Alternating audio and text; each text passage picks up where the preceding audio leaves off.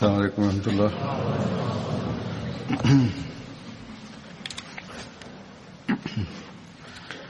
أشهد أن لا إله إلا الله وحده لا شريك له وأشهد أن محمدا عبده ورسوله أما بعد فأعوذ بالله من الشيطان الرجيم بسم الله الرحمن الرحيم الحمد لله رب العالمين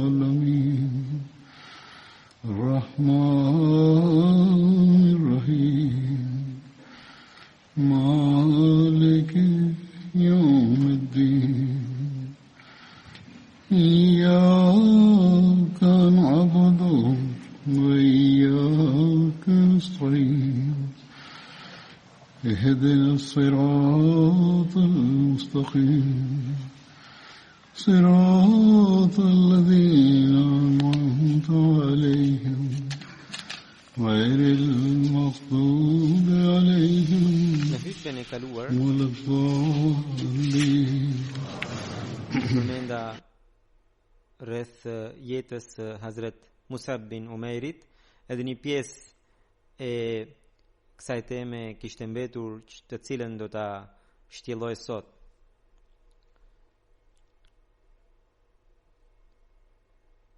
Në lidhje me Hazrat Musab bin Umairin, pra sahabin e profetit Muhammed sallallahu alaihi wasallam, duke përmendur se ai ishte misionari i parë i Islamit që u dërgua në Medinë gjatë kohës së Muhamedit sallallahu alaihi wasallam, Hazrat Kalifi i dytë i Mesihut të premtuar alayhis salam thot: Profeti Muhammed sallallahu alaihi wasallam vijueshmërisht merrte njoftime prej Zotit të Lartësuar që koha e mërgimit i ishte afruar.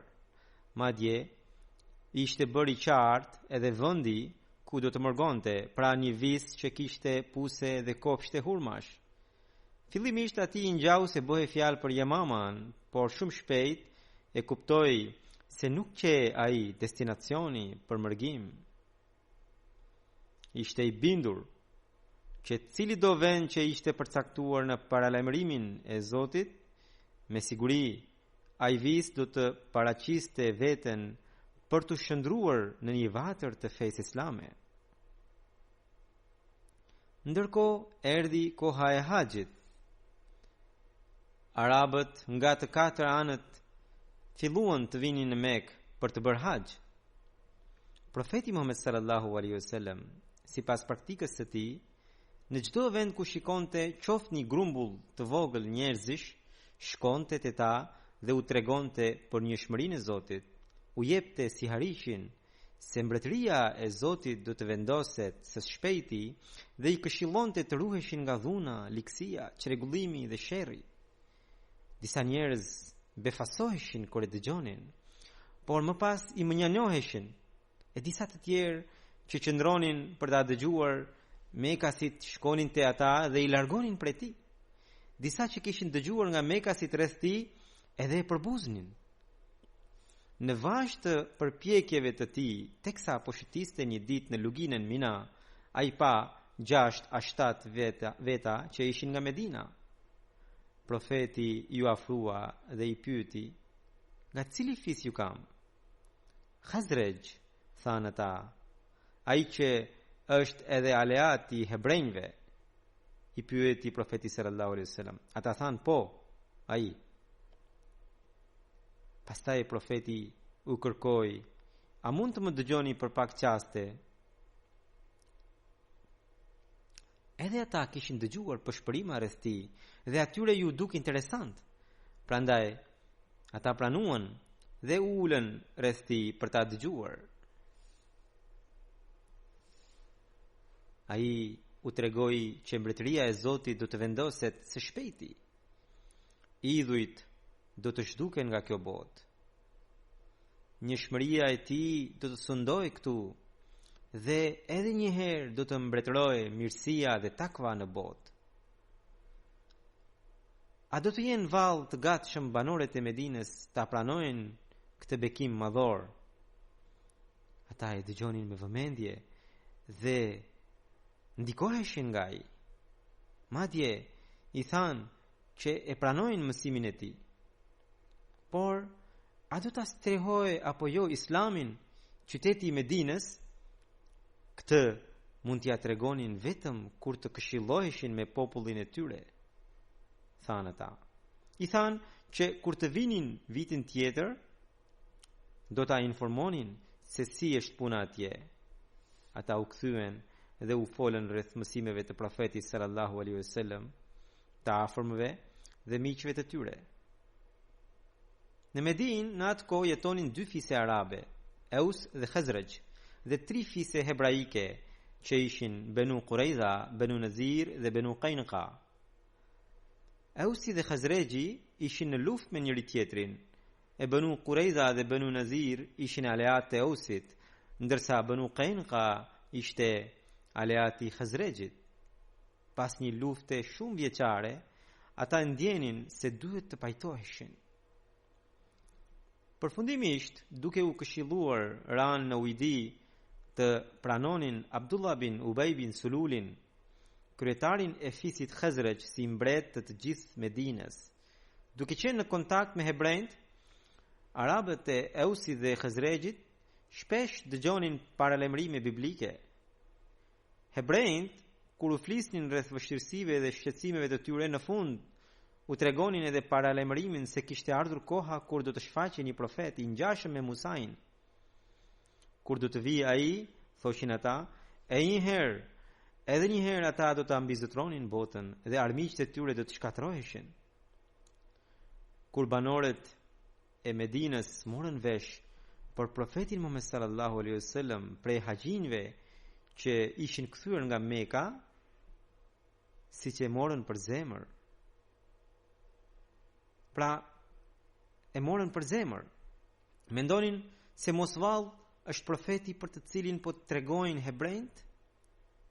Shumë nga të rinjt ishin ndikuar nga vërtetësia e profetit Muhammed sallallahu alaihi wasallam dhe paralajmërimet që kishin dëgjuar nga hebrejt i ndihmuan për ta pranuar besimin. E vitin tjetër, përsëri erdhën njerëz nga Medina në Mekë për haxh. 12 prej tyre ishin nisur me synimin që ta pranonin fenë e profetit Muhammed sallallahu alaihi wasallam, ndër të cilët 10 ishin prej fisit Khazraj dhe 2 të tjerë prej Ausit.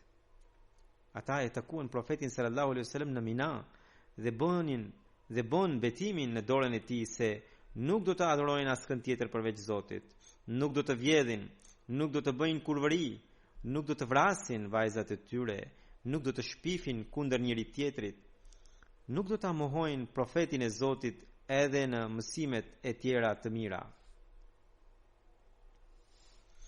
Ky delegacion, kur u kthye në vendin e vet, nisi një predikim intensiv te populli i tyre. Nga shtëpitë e Medinës filluan të hiqeshin idhujt e të hidheshin për jashta. Njerëzit që përpara u përkuleshin idhujve, tani ecsin koklart. Ata kishin vendosur që ballin mos ta vinin para askujt përveç Zotit. Hebrejt ishin të befasuar që predikimi i tyre shumë shekullor nuk arriti ta sillte këtë ndryshim që u asolli Islami vetëm për disa ditë. Mesazhi i njohshmërisë së Zotit gdhende gjithnjë më fort në zemrat e Medinasve. Njerëzit vinin njëri pas tjetrit dhe u kërkonin muslimanëve që t'u mësonin fenë e tyre. Por edhe vetë muslimanët e rinj të Medinës nuk ishin të informuar mjaftueshëm për mësimet e Islamit dhe as nuk ishin aq shumë sa t'u mjaftoheshin qindra apo mira njerëzve për t'i shpjeguar hollësisht mësimet e Islamit. Për këtë arsye, ata dërguan një njeri në Mekë që t'i kërkonin profetit Muhammed sallallahu alaihi wasallam një misionar. Profeti sallallahu alaihi wasallam u dërgoi një sahab të tij që quhet Mus'ab, që ishte kthyer nga Abisinia ku që e mërguar. Mus'abi radhiyallahu anhu u bë misionari i parë i fesë islame jashtë Mekës. Në një vend tjetër, po të njëjtën gjë duke treguar po të njëjtën gjë, Hazrat Kalifi i dytë radhiyallahu anhu tregon që kur Medinasit morën vesh për Islamin dhe në një vit gjatë kohës së haxhit, kur banorët e Medinës disa prej tyre takuan profetin sallallahu alaihi wasallam dhe u bindën për vërtetësinë e tij, kur u kthyen te populli i tyre u përmendën profetin Muhammed sallallahu alaihi wasallam duke thënë që hebrejt për profetin që tregonin ka lindur në Mekë dhe për këtë ata se që treguan një interes për profetin sallallahu alaihi wasallam. Edhe në vitin tjetër, pra në haxhin tjetër, erdhën në formë delegacioni dhe biseduan me profetin sallallahu alaihi wasallam dhe të gjithë e pranuan besimin duke bërë bejt në dorën e tij. Nga që në atë kohë në Mekë persekutimi ishte shumë i ashpër ndaj muslimanëve, ky takim u zhvillua në një lugin fshetas. Edhe aty u bë bejt, edhe për këtë arsye kjo quhet bejti Aqaba. Aqaba do të thotë një lugin e vështirë. Atëherë i dërguari Allahu sallallahu alaihi wasallam caktoi një misionar edhe i porositi që ta përhapnin Islamin. Edhe dërgoi pra një misionar Mekas, Musab bin Umairin, në mënyrë që ai t'ua mësonte Islamin. Këta njerëz para se të largoheshin e ftuan profetin sallallahu alaihi wasallam duke thënë që në qoftë se do të largoheni nga Meka, ju lutem ejani në Medinë. Shumë shpejt Islami u përhap në Medinë dhe profeti sallallahu alaihi wasallam dërgoi edhe disa sahabë të tjerë atje, ndërta ishte Hazrat Umeri radhiyallahu anhu. Më pas kur erdhi porosia prej Zotit për të mërguar, edhe ai pra mërgoi, bëri hijret në Medinë, edhe shumë shpejt pas asaj banorët e Medinës që ishin idhujtar u bën musliman. Pas mërgimit i dërguari Allahu sallallahu alaihi wasallam vendosi vllazërinë mes Hazrat Musab bin Umairit dhe mes Hazrat Abu Ayyub Ansariut. Hazrat Musab bin Umairi mori pjesë në betejën e Bedrit dhe në betejën e Uhudit. Flamuri i madh i muhaxhirëve në betejën e Bedrit dhe në betejën e Uhudit ishte në dorën e Hazrat Musab bin Umairit, të cilin profeti sallallahu alaihi wasallam i kishte dhënë sidomos në betejën e Bedrit. Ka edhe një rrëfim tjetër për këtë, edhe Hazrat Mirza Bashir Ahmed Sahibi në librin e tij Sirat Khatamun Nabiyyin, duke përmendur këtë ngjarje, thotë që edhe në betejën e Uhudit flamuri i muhaxhirëve ishte në dorën e Hazrat Musab bin Umairit.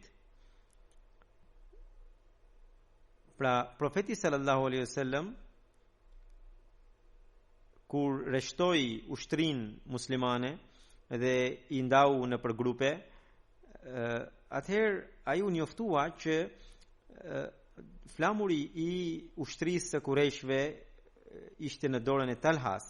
Talha vinte nga një fis i cili ishte themeluar nga babai i lasht i Kurejshve që quhej Qusay bin Kilab. Duke dëgjuar këtë, profeti tha se ne jemi të parët për ta ruajtur nderin e fisit, edhe profeti sallallahu alaihi wasallam flamurin që i kishte dhënë Aliut deri atëherë ja mori dhe ja dha Musab bin Umairit, sepse Musabi vinte pikrisht nga i njëjti fis nga i cili vinte edhe Talha. Hazrat Musab bin Umairi ra dëshmor në betejën e Uhudit. Ditën e Uhudit, Hazrat Musab bin Umairi po luftonte përpara profetit sallallahu alaihi wasallam dhe duke luftuar ai ra dëshmor. Atë e vrau Ibn Qumayya. Në betejën e Uhudit,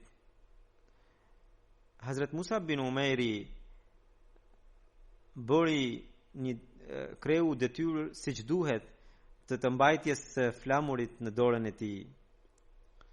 Ditën e Uhudit, Hazrat Musab bin Umeri tek po e mbante flamurin e muhaxhirëve, pra flamurin e Islamit.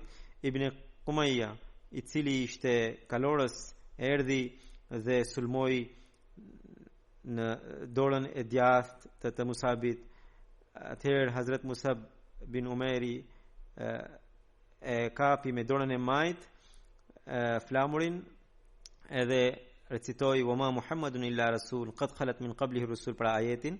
Më pas Ibn Qumya e preu edhe dorën e majtë. Atëherë nga krahët e tij ai filloi të kapte flamurin edhe ta mblidhte në gjoksin e tij, dhe atëherë vrasi ja nguli shpatën në gjoksin e Hazrat Musab bin Umerit, edhe shpata ju thye.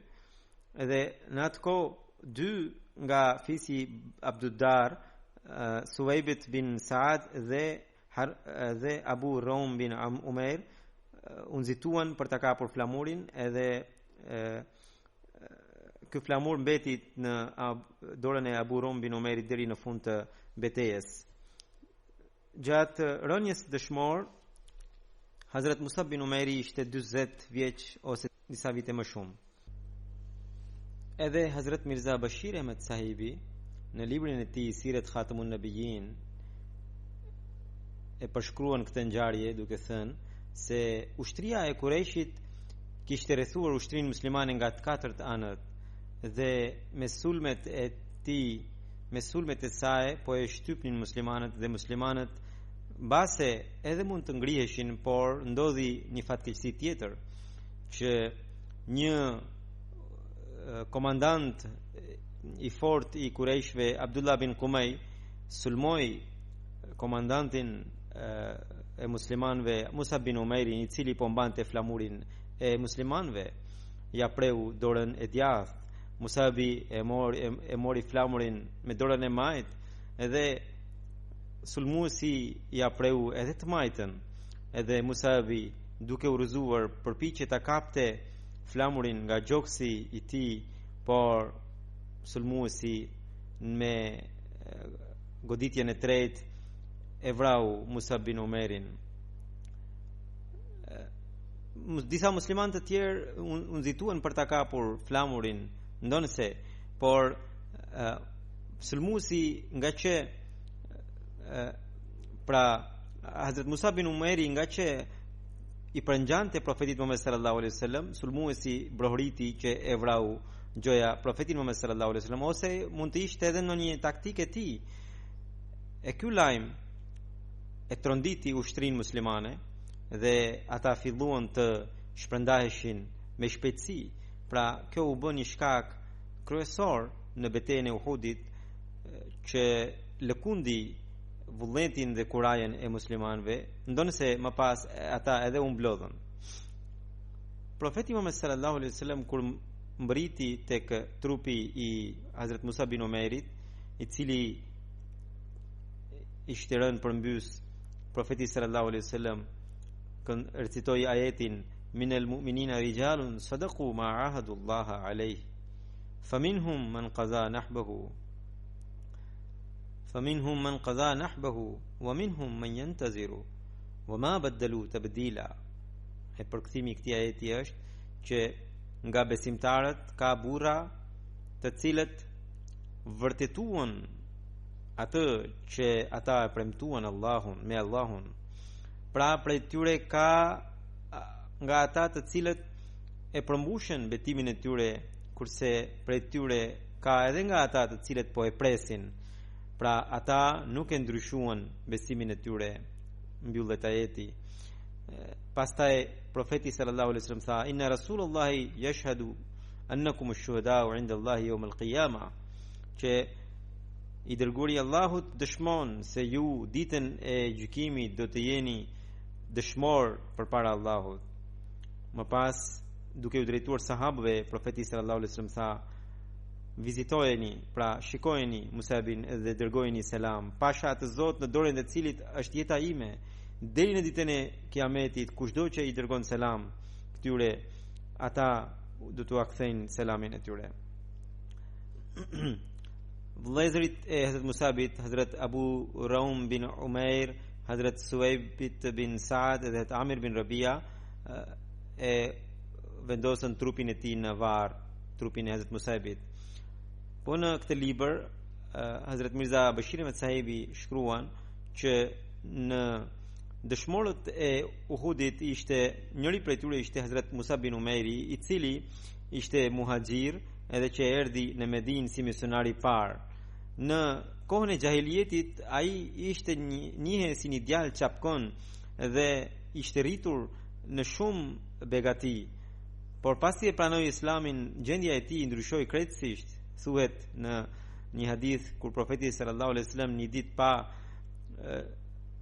Musabin të veshur me një veshje me shumë arnime, ju përlotën syt sepse profeti sallallahu alaihi wasallam i kujtua gjendja e tij më parshme kur ai veshje shumë bukur.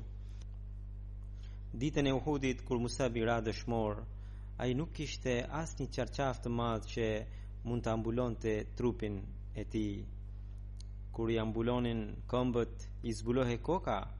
Kur i ambulonin kokën, i zbuloheshin këmbët. Atëherë profeti sallallahu alaihi wasallam porositi që t'i ambulonin kokën dhe kurse këmbët t'i ambulonin me një bar. Në Sahih Buhari thuhet që Hazrat Abdurrahman bin Auf radhiyallahu anhu një ditë atij i sollën ushqime në kohën e iftarit kur ai ishte i agjërueshëm. Tha Musab bin Umeri ra dëshmor dhe ai ishte më i mirë se unë. Ai u qefinos në një çarçaf. Kur i ambulonim kokën, i zbuloheshin këmbët. Kur i ambulonim këmbët, i zbulohej koka. Edhe më pas ai tha Hamza ra dëshmor dhe ai ishte më i mirë se unë. E më pas Hazrat Abdurrahman bin Auf shtoi që ndërsa ne kemi parë bekimet e kësaj dynjaje dhe neve na dha Zoti ato që gjithçka që e pam, edhe kemi frikë që kemi marrë shpërblimet e mirësive shumë shpejt që në këtë botë, dhe filloi të qante gjersa hoqi dorë nga ushqimi, duke përkujtuar Allahun frikë ndaj tij. Ati u kujtua ai morin parasysh çfarë sjellje do të ketë Allahu në ditën e gjykimit, duke menduar se mos vallë kishte marrë shpërblime që të gjitha që në këtë botë edhe në botën tjetër nuk do ketë në një gjë. Hazrat Khabab bin Arath rëfejn se ne bashkë me profetin sallallahu alaihi wasallam lam vendin ton vetëm duke kërkuar pëlqimin e Allahut, dhe në dorën e Allahut është shpërblimi jon. Ka prej nesh që ranë dëshmor dhe nuk kanë shijuar asgjë nga të mirat e kësaj bote. Njëri prej tyre është Hazrat Musab bin Umairi. Po prej nesh ka nga ata të cilët e kanë parë frutin e tyre të pjekur. Edhe ai shtoi që Hazrat Musab bin Umairi ra dëshmor në ditën e Uhudit, dhe ne kishim vetëm një çarçaf që mund ta qefinosnim. Kur e mbulonim kokën, i zbuloheshin këmbët. Kur i mbulonim këmbët, i zbulohej koka. Atëherë profeti Muhammed sallallahu alaihi wasallam na tha që t'ia mbulonim kokën, dhe kurse këmbët t'i mbulonim me barin izkhir. Nga Tirmidhiu rëfen Hazrat Ali bin Abu Talib radhiyallahu anhu që profeti Muhammed sallallahu alaihi wasallam tha që çdo profet Allahu i Madhrishëm i ka dhënë 7 nejib ose shok, edhe kurse mua Allahu më ka dhënë 14. Ne pyetëm cilët janë ata, o i dërguari i Allahut? Ai tha 2 nipërit e mi Jaferi dhe Hamza, pra 2 nipërit e mi, më pas Jaferi, Hamza, Abu Bekri, Umri, Musab bin Umairi, Bilali, Selmani, Miqdadi, Abu Dheri, Amari dhe Abdullah bin Masudi. Hazrat Amir bin Rabia rëfen se babai i tij thoshte se Hazrat Musab bin Umairi kur e pranoi Islamin që nga ajo kohë deri në ditën kur ai ra dëshmor ka qenë shoku im i ngushtë. ai ishte me mua në të dyja mërgimet në Habsha, pra në Abisini, në Muhaxhiret, nuk kam parë një njeri kaq të mirë si Musaibi, kaq të butë si Musaibi, dhe një njeri të tillë që kishte kaq pak kundërshtime me njerëzit. Profeti sallallahu alaihi wasallam kur kthye në Medinë në betejën pas betejës së Uhudit, e takoi bashorten e Musaibit, Hazrat Hamna bint Hajashin. Njerëzit i dhan lajmin se i ndroi jetë pra i ra dëshmor vllai Abdullah bin Hajashi. Ajo tha inna lillahi wa inna ilaihi rajiun dhe lut për mëshirën e Zotit për të. Më pas njerëzit i thanë se i ra dëshmor edhe daja, pra Hazrat Hamza. Ajo tha inna lillahi wa inna ilaihi rajiun dhe u lut për të. Më pas njerëzit i tha e njoftuan se i ra dëshmor edhe bashorti Musa bin Umeri. Atëherë ajo u përlot dhe u shqetësua. Profeti sallallahu alaihi wasallam tha që gruaja ka një lidhje të ngushtë me burrin e vet, që nuk ka mendon një tjetër. Po ky rrëfim përmendet edhe diku tjetër, pra në lidhje me Hazrat Hamna binte Hajashin, kur asaj u tha që i vdiq vllai, ajo tha inna lillahi wa inna ilaihi rajiun, Zoti e mëshiroft. Dhe kur asaj u tha që edhe bashorti i ra dëshmor, ajo tha o fatkeqësia ime. Atëherë profeti sallallahu alaihi wasallam tha që gruaja ka një lidhje të tillë me burrin e vet që nuk ka me dikë tjetër në botë. Edhe Hazrat Kalifi i katërt radhiyallahu anhu, pra të xhamatit musliman Ahmedia, përmendi këtë ngjarje në të cilën duke treguar edhe rënien e dëshmor të Hazrat Musa bin Umerit dhe më pas të gjendjes së bashortës së tij. Ai thot ata dhe sahabe të cilët kishin më shumë të afërm që ndronin jetë ose që binin dëshmor në beteja, profeti sallallahu alaihi wasallam një nga një u jepte lajmet e rënies dëshmor të tyre. Kështu që kur profeti sallallahu alaihi wasallam erdhi motra e Hazrat Abdullahut, Hamna binti Hajash, profeti tha o Hamna, ki durim edhe shpreso shpërblimin prej Zotit. Ajo tha për kë o je dërguari i Allahut? Tha për dajën tënde që ra dëshmor.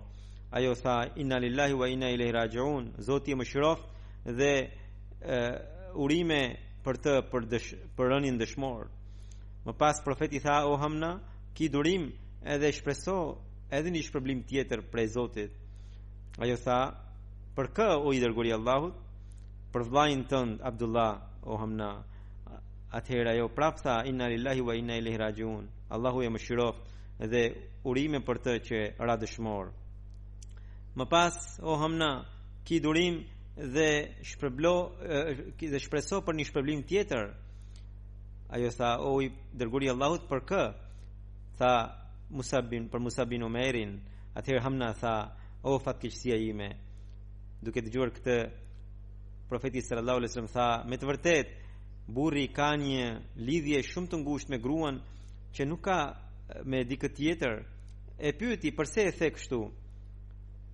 Ajo tha o i dërguari i Allahut, më kujtuan fëmijët e tij që do të mbeten jetim, edhe nga frika thash këtë fjalë. Atëherë profeti sallallahu alaihi wasallam u lut për fëmijët e Musabit që o Allah, bëhu kujdestari i tyre dhe bëj që të afërmit e tij të tregohen të dëmshur ndaj tyre. Edhe më pas Allahu i Madhrishëm e pranoi lutjen profetit sallallahu alaihi wasallam. Këtu mbaron përmendja e Hazrat Musa bin Umerit. Inshallah në hutbe të tjera do të përmend sahabët të tjerë. Dua të them disa fjalë antarëve të xhamatit rreth epidemisë nga koronavirus që është përhapur tashmë gjerësisht. Autoritetet përkatëse në shtetet e ndryshme njoftojnë për të marrë masa të cilat ne të gjithë duhet i marrim.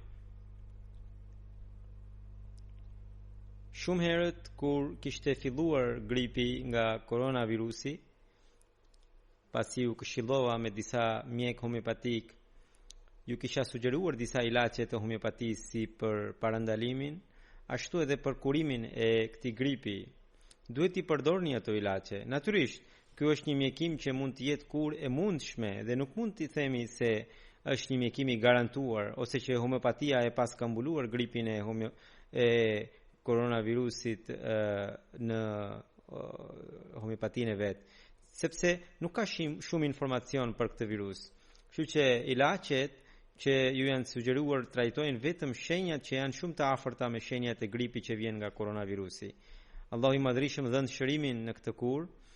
Pra duhet i përdorni këto ilaçe, por bashkë me to masat e tjera parandaluese janë të domosdoshme. Është e nevojshme të shmangni rasteve ku grumbullohen njerëzit. Duhet keni kujdes edhe kur vini në xhami, nëse dikush ka qoftë temperaturë të lehtë, këputje trupi, ftofje ose shenja të tjera të gripit, nuk duhet të vijë në xhami. Kemi disa obligime edhe ndaj xhamisë. Njëra prej tyre është që aty të mos shkojë një njeri që mund të ndikojë për keq dikë tjetër. Çdo kush që ka një sëmundje ngjitëse nuk duhet të vijë në xhami. Këto ditë, sidomos edhe në përgjithësi në kohrat e tjera, duhet keni fasoleta në xhep që të mbuloni gojen dhe hundën me përpara të shtitjes. Disa namazxhi ankohen se disa njerëz të shtin pa mbuluar gojen a hundën me diçka, pas një droj përpara tyre, pra përpara njerëzve të tjerë. E jo vetëm kaq, të shtin kaq forca që spërkasin pika rreth e përqar. Njerëzit e tillë duhet të dinë se kanë ca detyrime ndaj atyre që falin namaz afër tyre. Sidomos gjatë këtyre ditëve duhet kujdeseni shumë për masat e tilla. Njëra prej masave që këshillojnë mjekët është të mbajnë të pastër duart dhe fytyrën. Nëse i keni të pastra duart, mos i çoni të fytyra, të përdorni dezinfektues në duart e tjera ose t'i lani vazhdimisht ato, por ne muslimanët këto porosi i kemi marrë që nga feja jonë. Nëse marrim abdes siç duhet 5 herë në ditë, duke larë duart, duke pastruar hundët dhe fytyrën e të tjera, kjo natyrisht që është një dezinfektues i mirë që zëvendëson masat e tilla. Sidomos sot, kur dezinfektuesit janë zhdukur nga marketi, sepse njerëzit i kanë marrë që të gjitha nga paniku dhe sidoqoftë abdesi i mirë edhe e pastron trupin, edhe një njeri që marr abdesin tamam siç duhet, duke fal namazin i pastrohet edhe shpirti. E sidomos këto ditë ka shumë nevojë për lutje, prandaj duhet i kushtojmë rëndësi kësaj pike gjatë këtyre ditëve. Ju thash për detyrimet që kemi ndaj xhamive, do të shtoja që ata që frekuentojnë xhamin, edhe çorapet duhet i ndrojnë çdo ditë e t'i veshin të lara, sidomos gjatë dimrit dhe në kohët e tjera në përgjithësi. Era e çorapeve natyrisht që shqetëson namaz falsin që ul kokën në sejdë në rreshtin e mbrapme, pra në rreshtin e mbrapëm. Porosia e profetit Muhammed sallallahu alaihi wasallam është që nuk duhet të shkoni në xhami kur keni ngrënë diçka që mban erë, si hudhër, qep e të tjera. Gromësirat ose edhe goja që mban erë, padyshim irriton namazxhinët e tjerë dhe prish atmosferën e pastër të xhamisë. Profeti Muhammed sallallahu alaihi wasallam shqetësohej kaq shumë për pastërtinë e ambientit të xhamisë saqë porositi që të shkoni në xhami duke përdorur aromë të këndshme. Ai gjithashtu tha të mos kalojë njëri nga xhamia duke mbartur miq të kafshës e jo më të qëndrojë brenda duke pasur erë të keqe. Prandaj namaz falsi duhet i kushtojë rëndësi të madhe pastërtisë së xhamisë dhe pastërtisë së atmosferës së saj. Megjithatë, kjo nuk do të thotë se duke justifikuar njerëzit të heqin dorë nga frekuentimi i xhamisë. duhet që të shihni gjendjen tuaj të jashtme e t'i kërkoni fetva nga zemra. Pra të vendosni vetë. Gjithmonë mbani mend, Allahu i Madhrishëm e di zemrën. Prandaj, nëse ndjeni ndonjë shqetësim shëndetësor që nuk largohet për 1-2 ditë, vizitoni te mjeku për të vërtetuar se çfarë problemi keni. Thuhet se edhe nga shtrëngimi i dorës, pra nga dhënia e dorës, duhet të ruheni, pasi nuk dihet se në çfarë gjendje shëndetësore është ai që jep dorë.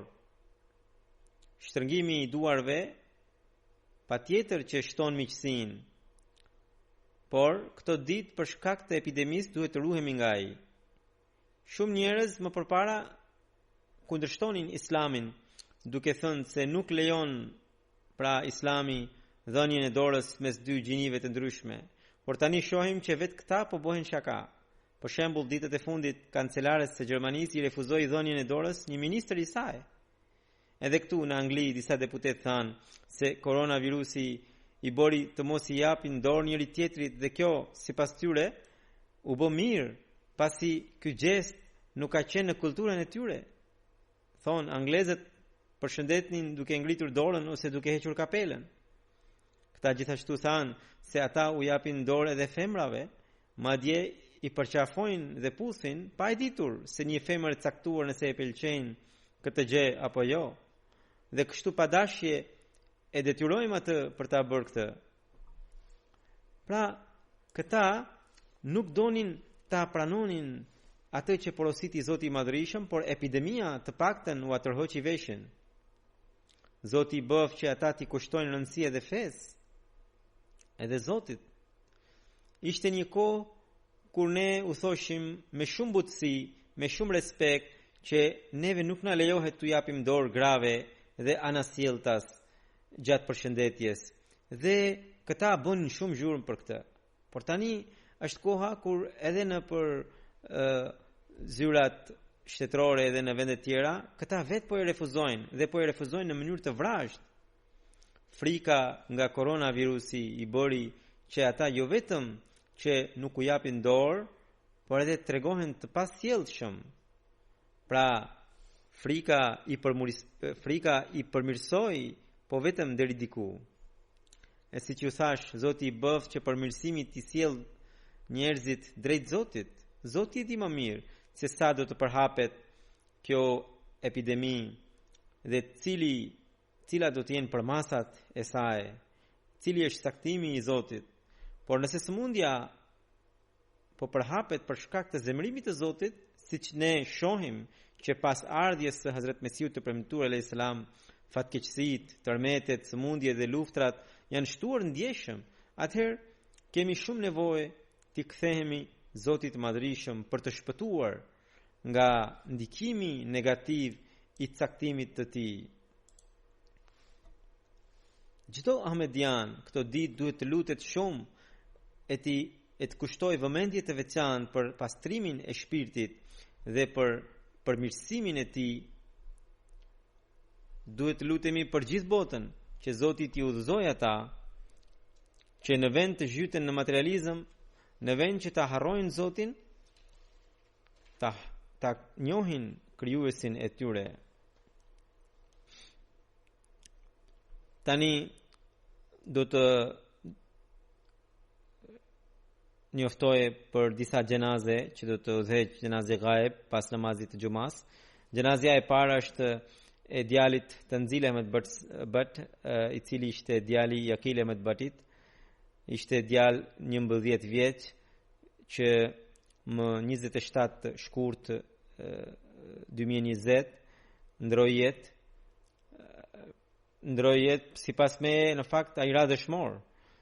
Tanzil Ahmed Bat dua të tregoj rreth tij disa gjëra, në saktë ngjarjen se si ka rënë dëshmor.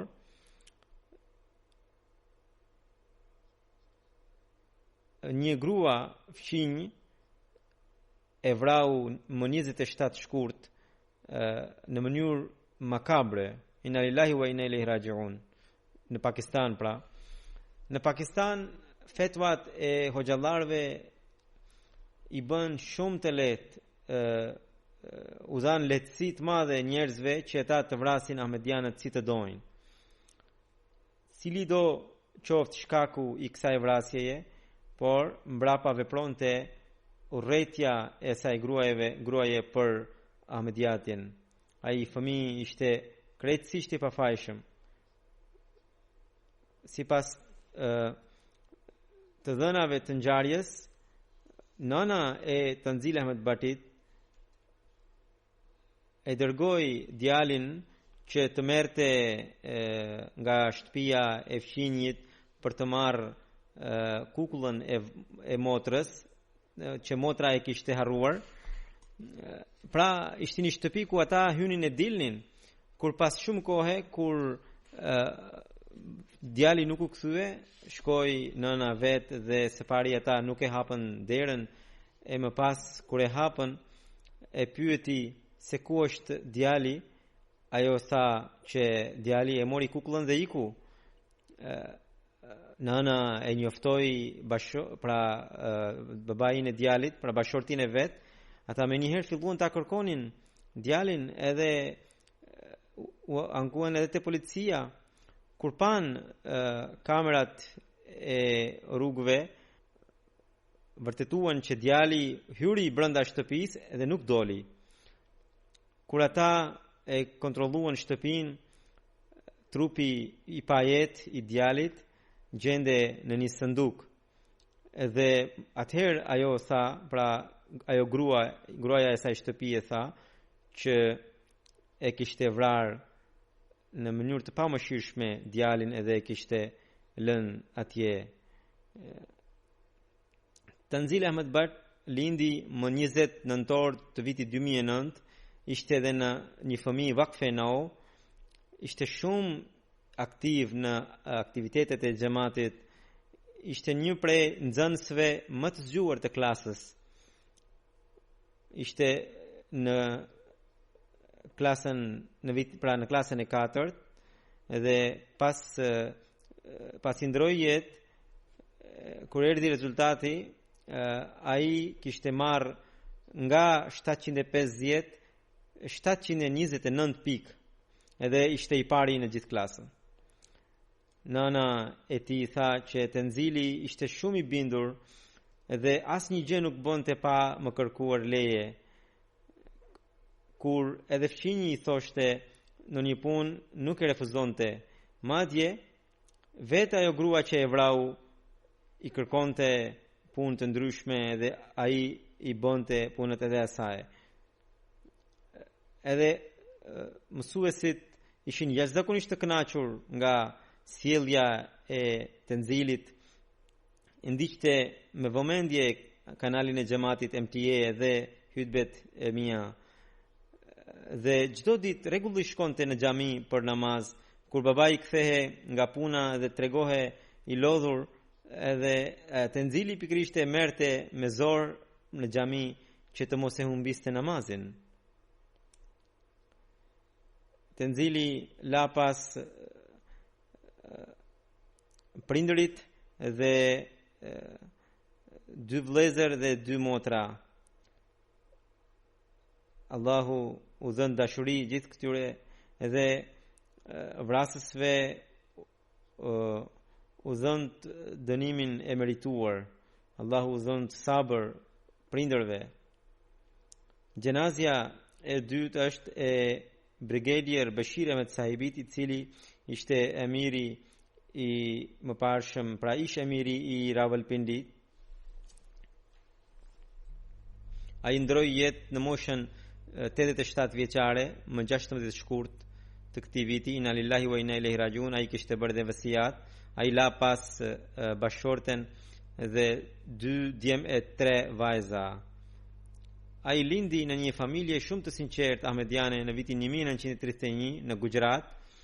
Babai i tij e pranoi xhamatin, i ndjeri mësimet e para i kreu në Kadian, dhe në vitin 1952 në Pakistan u regjistrua në ushtrinë e Pakistanit dhe më pas do aty do të dilte në pension me titullin brigadier. Dhe pastaj për një kohë të gjatë shërbeu në forma të ndryshme kombit të vet, pra vendit të vet. Për sa i përket shërbimit të tij në xhamat,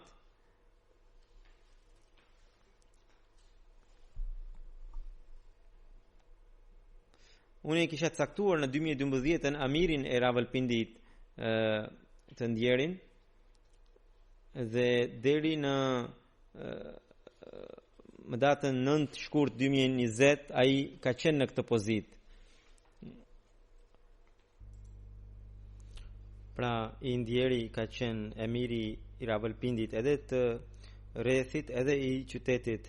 Në 1979 ai u transferua në këtë qytet, pra në Rawalpindi, edhe më pas shërbeu në poste të xhamatit si që thash emiri, sekretari i arsimit edhe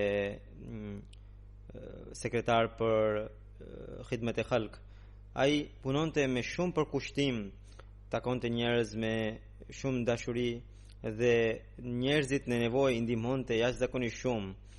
Ishte shumë i rrept në zbatimin e orarit për sa i përket shërbimit në xhamat. Edhe njerëzit që punonin në rrethin e tij i thoshte që të largonin dembelin dhe përpiqej ta shpejtonte punën gjithmonë. Dhe çdo kujt që jepte ndonjë punë e ndiqte se deri ku kishte arritur, çfarë vështirësie ka ai për të realizuar punën e tij. Deri në fund të jetës së tij kishte kujtesë të fortë dhe ishte i dashuruar pas Hazrat Mesiut të premtuar alayhi salatu wassalam dhe të profetit Muhammed sallallahu alaihi wasallam në radhë parë. Edhe e falendronte Allahun shumë që ishte një musliman ahmedian. Kishte një njohuri të gjerë dijesh për sa i përket Kuranit, hadithit dhe librave të Mesiut të premtuar alayhi salatu wassalam, të cilat gjithnjë i kishte pranë jastëkut, edhe pra i mbante gjithmonë nën studim. Dhe shumë njerëz më kanë shkruar se si ai i ndihmonte në mënyrë financiare njerëzit në nevojë, ca ishin familje të cilat ishin pandërprer ndihmoheshin prej tij. Njëri prej tyre më ka shkruar që atij ishte djegur dyqani dhe pati humbje të madhe dhe erdhi i ndjeri, pra brigadier sahibi, dhe i dha një zarf dhe tha, të lutem mos ja përmend dikujt. Dhe ky person thotë që kur erdha në shtëpi pash aty ishin plot 200.000 rupi, pra gjë është një shumë e madhe. Pasi e mora veten, e rregullova dyqanin, shkova për t'ia kthyer, ai më tha se nuk të kisha dhënë për të më kthyer. Këto janë të tua, tha. Misionari i Rawalpindit shkruan, pra Tahir Mahmud sahibi, që i ndjeri ishte fliste shumë pak, por bënte shumë dhe namazet i falte me shumë përkushtim, madje vetia e tij spikatur ishte i zgjaste shumë namazet nafil. Në ditën e xumas vinte herët dhe sunetet i zgjaste kaq shumë edhe para namazit edhe pas namazit, edhe i falte me shumë përgjërime. Dhe njerëzit që i falin shpejt shkonte, i takonte dhe u tregonte ngjarjet e sahabëve të Hazrat Mesiut të premtuar alayhi salatu wassalam se si i falnin namazet ata.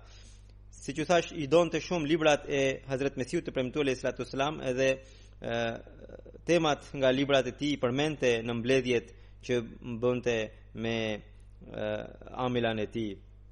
Dhe Fazli Umar, sekretari i Fazli Umar Foundationit, thotë që ai ishte drejtori i këtij fondacioni, pra është një fondacion i xhamatit, nga viti 2011 deri në vitin 2019. E kështu, pavarësisht se ka qenë i sëmur gjatë kësaj periudhe, ai nuk ka munguar asnjëherë në asnjë mbledhje. Kështu që për një dekadë të tërë kemi patur, thot ky sekretari sahibi, që kemi patur udhëzimin dhe lutjet e tij. Ai ishte një shërbëtor i vërtet i xhamatit edhe shumë i lidhur edhe me kalifatin. Unë kisha vënë re edhe vet se ishte shumë i lidhur me Zotin e Madhërisëm. Allahu e mëshiroft dhe janë ngrit nivelet në xhenet dhe fëmijëve të tij u mundsof që të vijojnë mirësitë e tij. Gjenazja e tretë është e Dr. Hamiduddin Sahibit e Faisalabadit, i cili ndroi jetë më 29 shkurt 2020. Inna lillahi wa inna ilaihi raji'un. Në fisin e të ndjerit, Ahmediati erdhi përmes babait të tij, Muhtaram Muhammaddin Sahibi, edhe Fatehuddin Sahibi. Këta të dy ishin nga Gurdaspuri dhe bashkërisht bon bejt në dorën e Hazret Kalifit të dytë radhiyallahu anhu. I ndjeri lindi në Kadian, nana xhaxhai i nanës së tij ishte sahabi Mesut të premtuar sallallahu alaihi wasallam që quhet Maulana Muhammad Ibrahim Sahab Qadiani. Pasi u nda India dhe Pakistani, i ndjeri erdhi në Faisalabad, Pakistan. Ai ishte mjek dhe gjeti mundësinë të shërbente njerëzimit me shumë përkushtim. Ishte shumë i thjesht, shumë me takva, i falte namazet me përkushtim, i donte shumë shenjat e Allahut, pra vendet e shenjta të Allahut, dhe ishte i sinqert edhe i besueshëm. Asnjëherë nuk refuzonte dikë në qoftë se i kërkonte diçka. Ishte shumë dashamirës ndaj të gjithëve. Shërbeu në pozita të ndryshme në xhamat. Një djalë i tij, Karimuddin Shamsaivi, që është misionari i xhamatit këto ditë në Tanzania, i cili për shkak të shërbimit të tij nuk mori dot pjesë në xhenazën e babait të vet.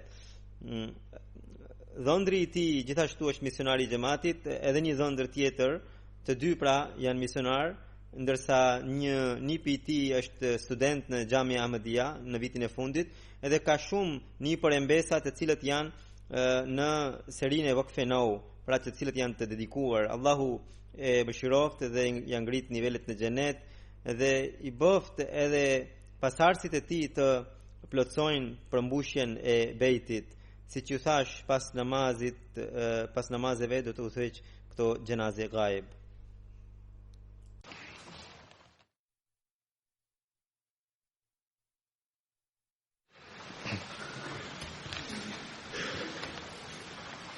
Alhamdulillah nahmaduhu wa nasta'inuhu wa nastaghfiruh wa nu'minu bihi wa natawakkalu alayhi wa na'udzu billahi min shururi anfusina wa min sayyiati a'malina. من يهده الله فلا مضل له ومن يضلل فلا هادي له ونشهد أن لا إله إلا الله ونشهد أن محمدا عبده ورسوله. عباد الله رحمكم الله، إن الله يأمر بالعدل والإحسان وإيتاء ذي القربى وينهى عن الفحشاء والمنكر والبغي يعظكم لعلكم تذكرون. اذكروا الله يذكركم وادعوه يستجب لكم ولذكر الله